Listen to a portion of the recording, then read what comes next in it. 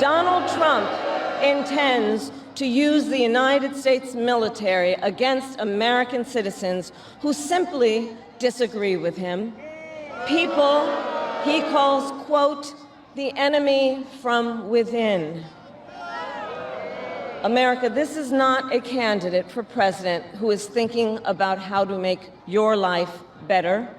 This is someone who is unstable, obsessed with revenge, consumed with grievance, and out for unchecked power.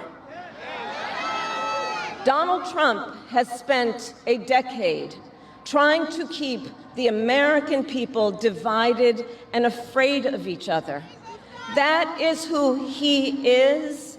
But America, I am here tonight to say that is not who we are. That is not who we are. I would like to propose that anytime one of you little maggots opens your mouth and says, "Oh, I didn't vote for this," you must immediately follow it with the phrase, "Kamala was right." Because if you didn't vote for this, then she was right, because she told you all this was going to happen. A new wave of debate is erupting between MAGA voters and those who didn't vote for Trump, as past warnings from Kamala Harris resurface and spark fresh questions. Were those claims dismissed too quickly? And are they being re-examined now? Listen closely as people across the country share their reactions and personal stories behind this growing uproar. Had we just elected the black lady with the silk press, had we just elected Big Sister General, had we just elected the black lady with the weird laugh, had we just elected Madam the wheels on the bus go round and round, we would not be at war with Iran right now. And I know what some of y'all are thinking. Joshua, why are you screaming? Joshua, how many times you gonna say this? I'm gonna keep saying it until it finally clicks. Because folks, this was an open book test. Not only was this an open book test, the professor was at the board giving the answers and we failed. And now we have 4 dead Americans as a result. We have F-15 fighter jets being shot out of the sky by friendly fire. Had we just elected the black lady with the weird laugh, folks would have money to purchase their first home. The American people would have quality health care. We would not be at war with Iran, spending billions of dollars of taxpayer money that has not been approved by Congress to fund this war.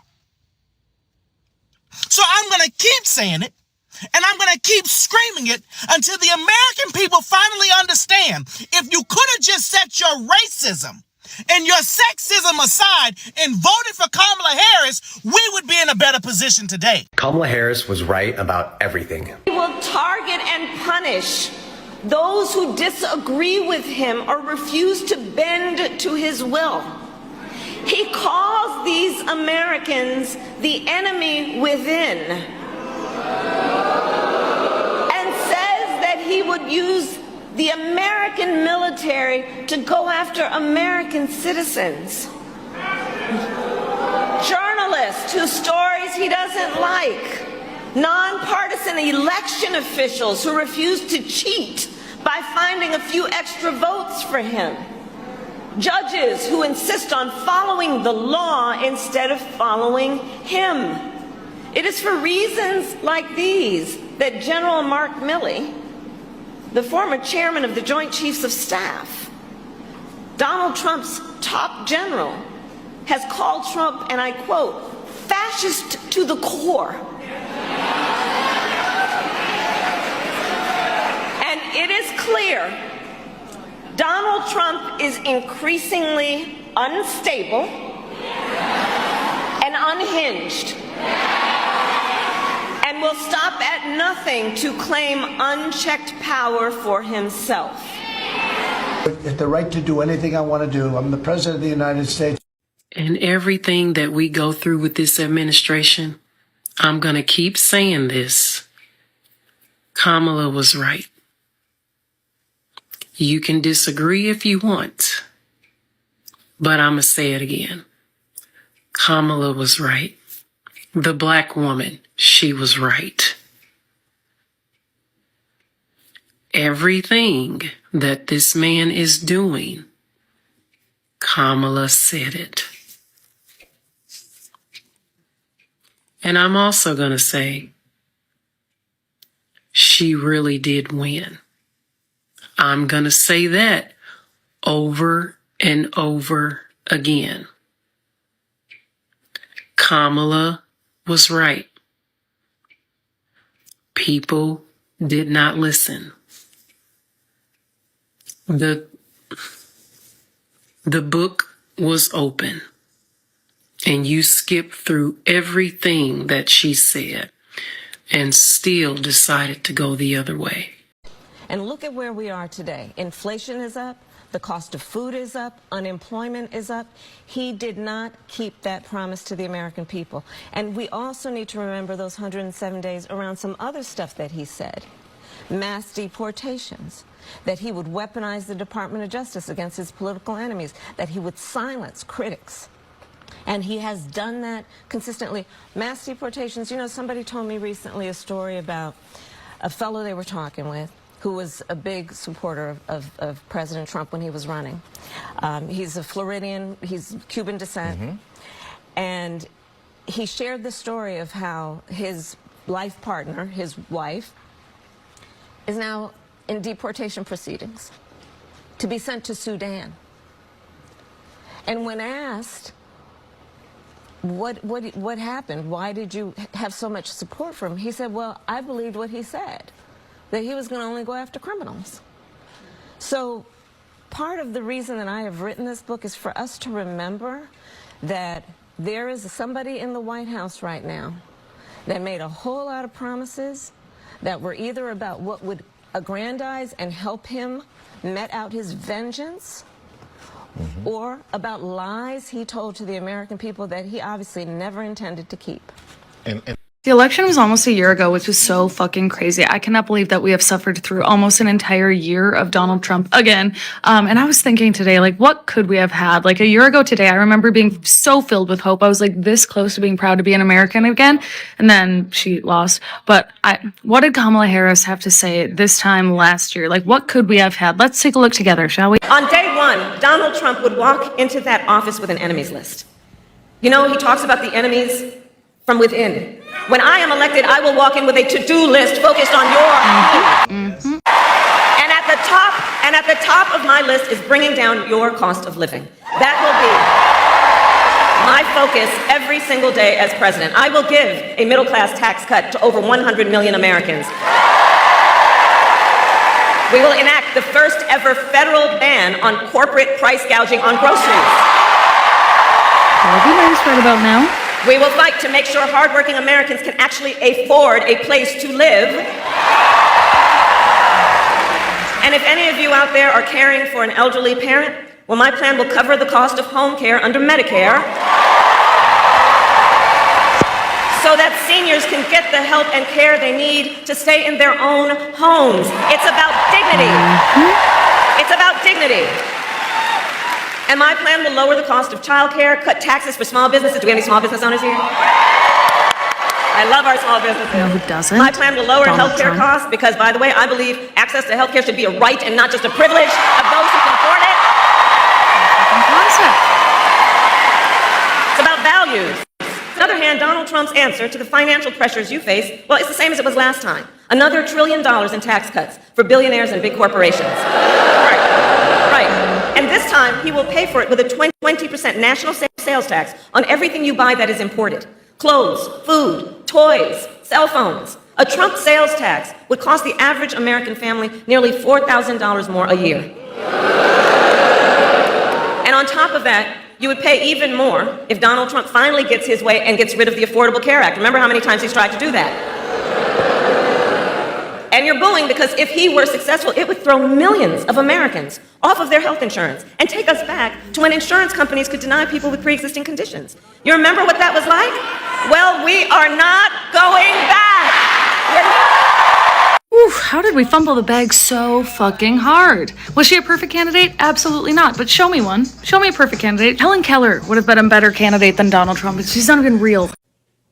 You know, folks, one of the most frustrating parts about this whole thing in Iran is sitting and watching the timeline and seeing all of the clips resurface of Donald Trump talking and speaking against war, claiming to be the no more wars president, claiming to be the peace president, hearing all the MAGA influencers parrot what he said, and then going back and listening to Kamala Harris and other Democrats and other people and other influencers warn us about what Donald Trump would do. You know, people said we were being hyperbolic. People said we were trying to create hysteria. People said we were just trying to create clickbait. But I don't know about you all. When I was watching the debate between Kamala Harris and Donald Trump, I was sitting there saying to myself then, she's 100% right here. She's spot on. This is what's going to happen. I'm glad people like Andrew Schultz are starting to come around, the bro podcaster. I'm glad he's starting to see through it. I'm glad other people are starting to see through it.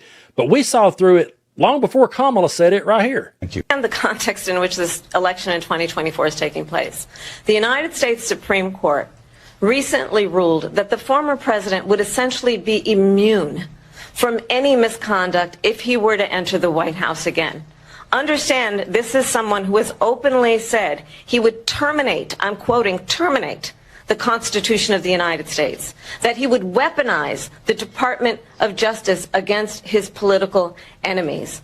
Someone who has openly expressed disdain for members of our military. Understand what it would mean if Donald Trump were back in the White House with no guardrails, because certainly we know now the court won't stop him. We know J.D. Vance is not going to stop him.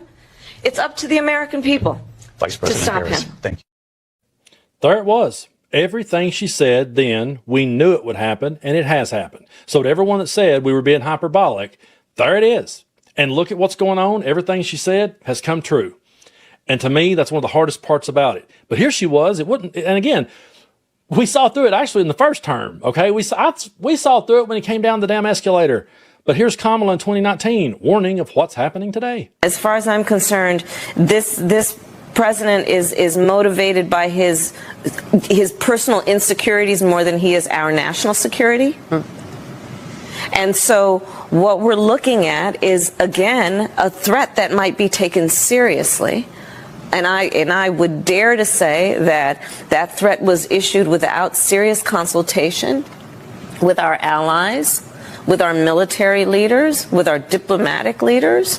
What are our alternatives? Let's also be clear, if this president is thinking about putting us in a position where we're in a war with Iran, the consequences will be absolutely unacceptable and tragic in terms of the young men and women who are American soldiers who would be sent and deployed into something that was completely avoidable. This whole thing was completely avoidable. And that's why it's so... Kamala Harris attended Reverend Jesse Jackson's funeral yesterday on Friday, March 6th.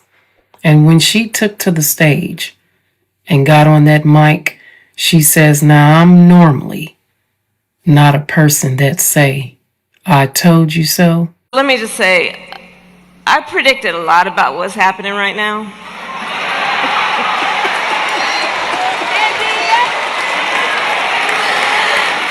I'm not into saying I told you so, but we did see it coming. In other words, like she said, she predicted that all of this, what is going on today, it would happen. So are y'all mad because she was right? I know there will probably be some haters and some crazy folks that get in this comment section of this video. Baby, say what you want to say. Think what you want to think. But like she said, or we can say it for her, she told you so, and you didn't listen. So yeah, everything that she said, I know it's hard for you to admit it, but she was right.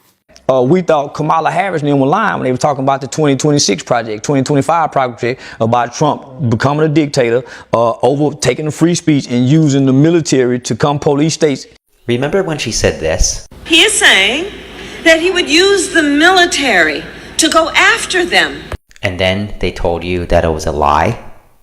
That they are now talking about deploying 1,500 military. She warned us. We thought he was lying when they presented that plan, and he said it was fake news. From past speeches to current events, many are now looking back and reassessing what was said and what it might mean today. For some, it's raising doubts. For others, it's reinforcing long-held beliefs.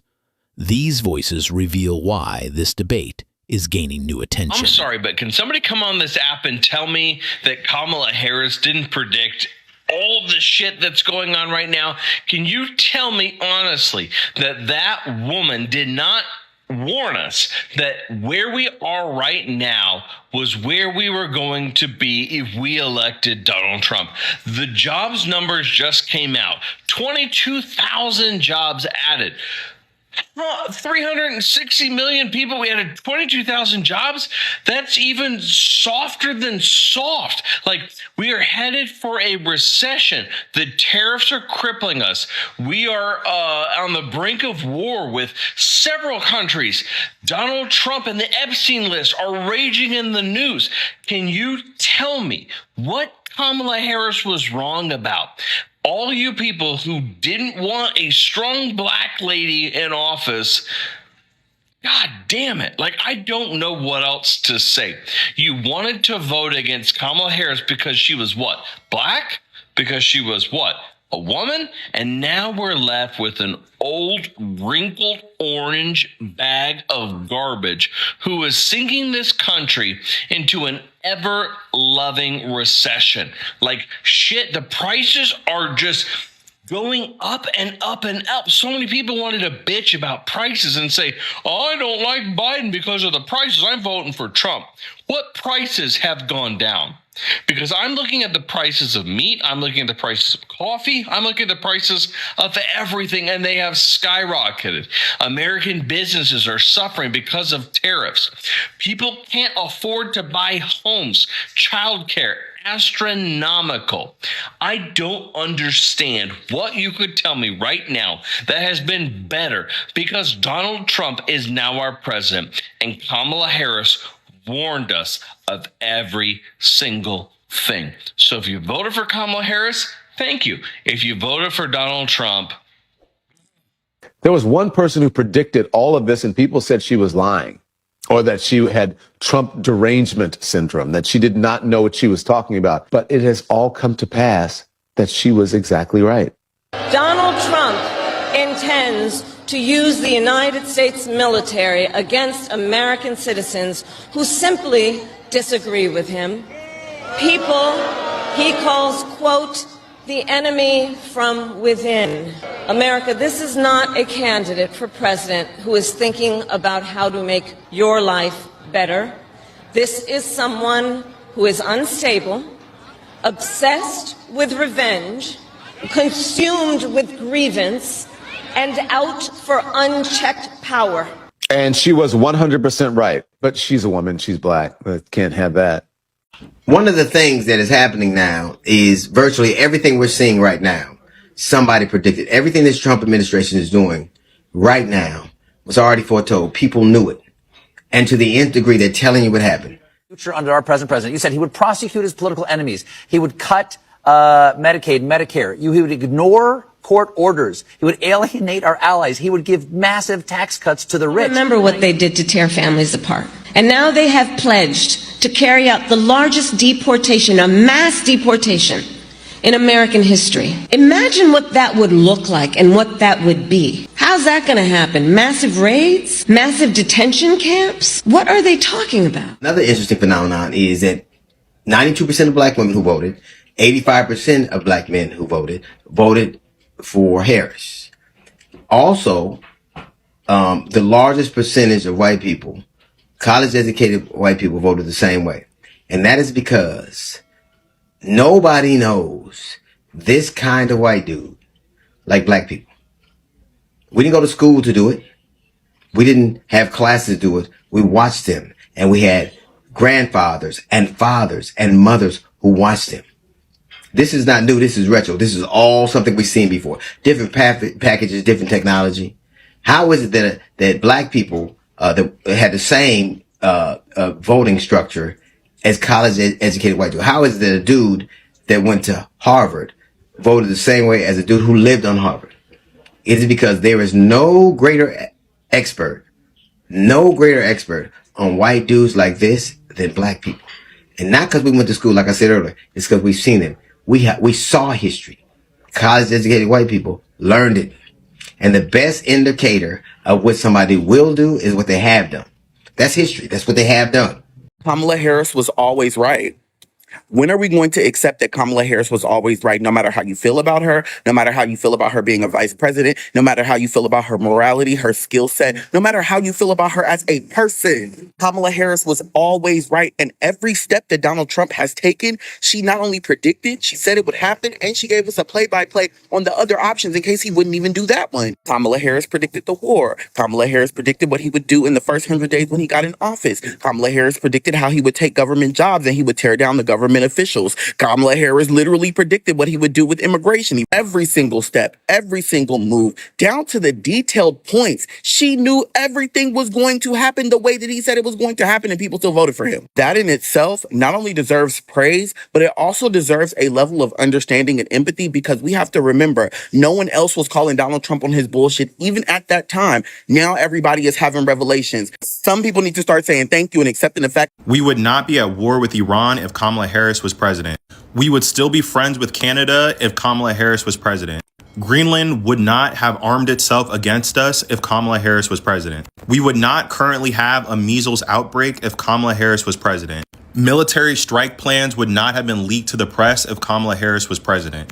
The files would not have been illegally redacted if Kamala Harris was president. Hundreds of thousands of African babies would not be dying of AIDS if Kamala Harris was president. You would not be paying 10 to 20% more on every single item if Kamala Harris was president. You would not have to worry about the midterm elections being stolen if Kamala Harris was president. You would not need to worry about the 2028 election being stolen if Kamala Harris was president. You would not need to worry about Kamala Harris seeking a third term. Kamala Harris would not have started a crypto scam for millions of dollars if she was the president. Kamala Harris would not have accepted gifts worth millions of dollars if she was the president. Clips of us bombing innocent civilians would not be posted on the White House Twitter if Kamala Harris was president. A podcaster would not be the head of the FBI if Kamala Harris was president. The leader of the Health and Human Services Department would have a medical degree if Kamala Harris was president. There would be no Fox News hosts in the cabinet if Kamala Harris was president. ICE would not be popping protesters in the street if Kamala Harris was president. Elon Musk would not have stolen your data if Kamala Harris was president. The United States would be investing in clean energy if Kamala Harris was president. Donald Trump would be in jail if Kamala Harris was president. Kamala Harris was right about everything. Russia is giving information to Iran. Russia is giving information to Iran about U.S. warships, aircraft, other assets in the region. U.S. intelligence knows this. Kamala Harris said that these dictators would eat Trump for breakfast or for lunch, whatever. And MAGA laughed at her, and MAGA acted like their God King is this tough businessman who can strike deals with anyone. And Trump has always said Putin is that they have a good relationship, they're buddies, acting like he knows how to control him. No, it's the other way around. Putin knows how to control Trump, and he always has. And when Trump was asked about the U.S., when he was asked about Russia giving information to Iran, his response was, "What a stupid question. What a stupid question." Are we great yet, MAGA? Is this America first? Comparing the early lives of Kamala and Trump is quite revealing. Kamala was born in 64. Trump was born in 46. Kamala was raised by a loving first-generation American, Shamala Gopalan Harris. Trump had a domineering father, Fred Trump. Shamala was a brilliant biomedical scientist with a PhD from Berkeley who worked on cures for breast cancer. Fred Trump was a very successful real estate developer. At 5 years old, Kamala, this is her here, was living in a black neighborhood and was part of a busing program that took her to a predominantly white school. Trump, who was an unruly child, was shipped off to a military academy to try and straighten him out. Kamala went to college in Montreal, transferred to Howard University, then on to law school where she served as president of the Black Law Students Association and supported herself by working at McDonald's. Trump went to college in New York, then, with the help of his brother's connections and someone whom he paid to take his college entrance exams, got into Penn. With his father's help, he worked to stay out of the military by pretending he had bone spurs. Kamala was often chauffeured around by public transportation. Donnie was chauffeured around in his daddy's Cadillac by a black chauffeur. Kamala started her career as a public defender and eventually prosecuted homicide, robbery, and sexual assault cases. Trump started his career defending his business, which was in legal trouble because they weren't renting to black people. Then he became a sexual assaulter. Kamala was given commendable values by her mother. Trump was given $413 million by his daddy. Who do you think understands you better? He does not want a military that is loyal to the United States Constitution. He wants a military that is loyal to him. He wants a military who will be loyal to him personally, one that will obey his orders even when he tells them to break the law or abandon their oath to the Constitution of the United States. In just the past week, Donald Trump has repeatedly called his fellow Americans the enemy from within, and even said that he would use the United States military to go after American citizens. And let's be clear about who he considers to be the enemy from within. Anyone who refuses to bend a knee or dares to criticize him would qualify, in his mind, as the enemy within, like judges, like journalists, like nonpartisan election officials. I think it's a tragedy that we have someone who wants to be president who has consistently, over the course of his career, attempted to use race to divide the American people. You know, I do believe that the vast majority of us know that we have so much more in common than what separates us, and we don't want this kind of approach that is just constantly trying to divide us, and especially by race. And let's remember how Donald Trump started. He was he owned buildings, and he was investigated because he refused to rent property to black families. Let's remember, this is the same individual who took out a full-page ad in the New York Times calling for the execution of 5 young black and Latino boys who were innocent, the Central Park 5. Took out a full-page ad calling for their execution. This is the same individual who spread birther lies about the first black president of the United States. And I think the American people want better than that, want better than this, want someone who understands, as I do, I travel our country. We see in each other a friend. We see in each other a neighbor. We don't want a leader who is constantly trying to have Americans point their fingers at each other. I meet with people all the time who tell me, can we please just have discourse about how we're going to invest in the aspirations and the ambitions and the dreams of the American people? Knowing that regardless of people's color or the language their grandmother speaks, we all have the same dreams and aspirations and want a president who invests in those, not in hate and division. I would like to propose that any time one of you little maggots opens your mouth and says, "Oh, I didn't vote for this," you must immediately follow it with the phrase, "Kamala was right." Because if you didn't vote for this, then she was right because she told you all this was going to happen. I mean, we all did, but I don't personally need any credit. Let's just give the credit where it's deserved. Kamala was right. So, little maggot, when you open your mouth and say, oh, I didn't vote for this, don't forget to add in that key phrase, Kamala was right. Have the day you voted for. The reactions you've heard today highlight how quickly political narratives can shift and how past statements can take on new meaning over time. For some MAGA voters, this moment is sparking reflection. For others, it's strengthening their stance.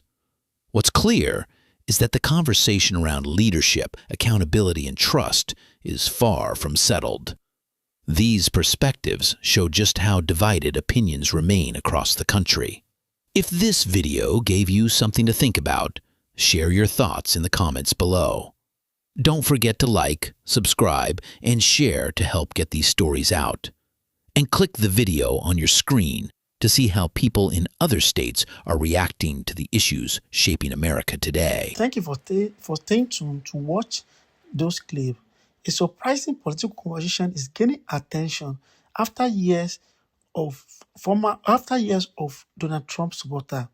They share where they have changed their view now in interview, on podcast, and discussion going online. Some Trump voters said they have become frustrated by issues such as rise cost of living, political division, and direction of the country economy. Looking back, many of them say they would have choose Kamala Harris, and Kamala Harris was a better choice for the challenges they see today. Of course, many Trump supporters continue to strongly back his policies, arguing that his approach to economic, immigration, and foreign policies was the right one. But majority of them remain critical of Vice President Kamala Harris and disagree with the few expressions in the podcast. The reaction highlighted an important reality of American politics. Voters can and do change their mind as economic conditions, national events, and personal experience evolve. So do people' opinion about political leaders also evolve. With many Trump voters now circulating and going online throughout the social media platform are now regretting that they choose Donald Trump over Kamala Harris. With the future election approaching, both parties will be working to convince America that they have the best vision for the country's future. And for many voters, everyday issues like inflation, job, healthcare, and public safety may matter more than party loyalty alone. If you enjoy this political analysis, be sure to hit the like button, subscribe to the channel, and turn on the notification bell for more updates.